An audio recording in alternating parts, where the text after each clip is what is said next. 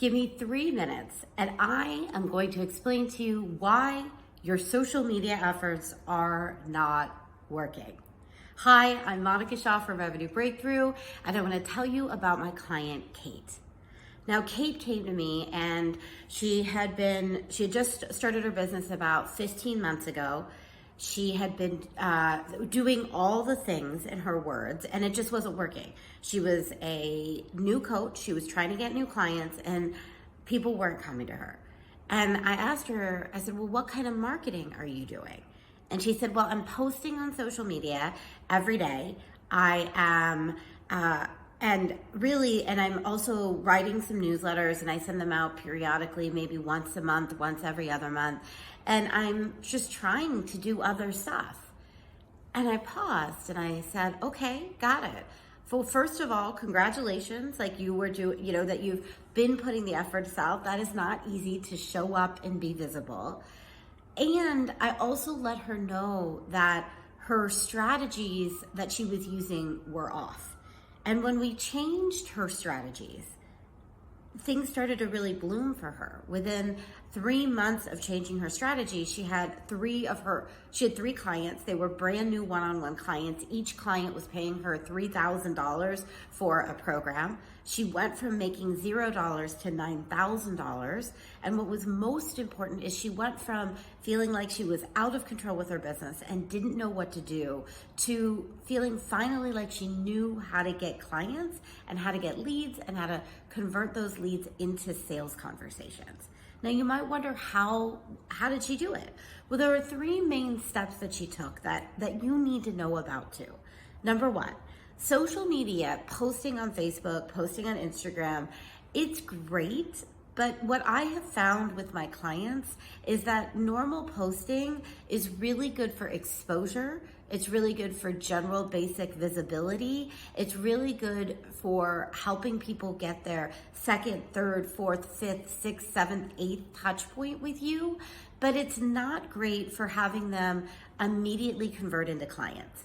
And in fact, it is much better to use social media for exposure and to encourage people to come to free events with you, like webinars or sign up for your free gifts, than it is to try to use that as your only mode of marketing to get people, or to inspire people, I should say, to set up a conversation with you.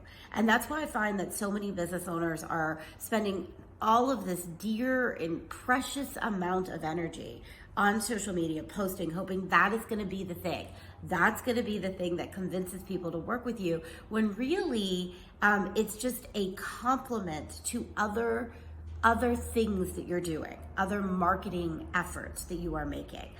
The number 1 for sure marketing effort that you need to be making in your business is speaking in front of groups of people. Now, podcasts are great, but the only problem with podcasts is that you don't know when they're going to air. So you don't know how many people are going to listen to your podcast that you're being interviewed on. So ideally, what I'm talking about here is speaking in front of groups of people that you know are there. So this can be virtual, it can be in person, it can be groups like speaking in front of your local networking group, speaking in front of your local women's association, speaking in front of a book club, doing lunch and learns or other corporate talks.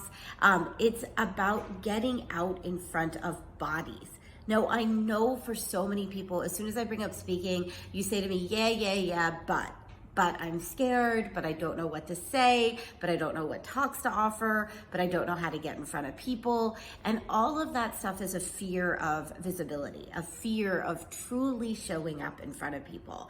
And that will cause layers of underlying resistance to really putting yourself out there.